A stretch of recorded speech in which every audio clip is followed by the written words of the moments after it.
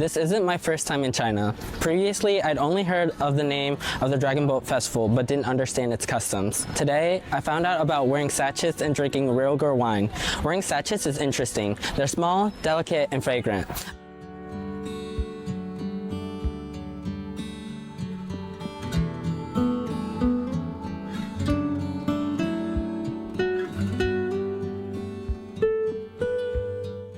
The first activity we tried today was zongzi, and we had first-hand experience of putting the leaves together, filling it with the rice and the fruits and the vegetables, and yeah, wonderful experience.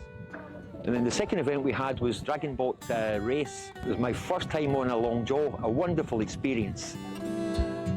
It is a beautiful legend, and I'm glad that we can try to do something what you traditional do. It's really good feelings, and I'm very happy because of that.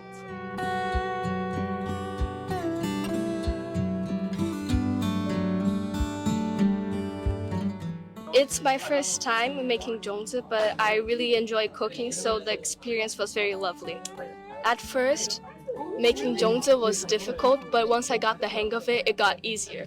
I am very interested in Chinese culture, so being able to experience it and create zongzi is very nice.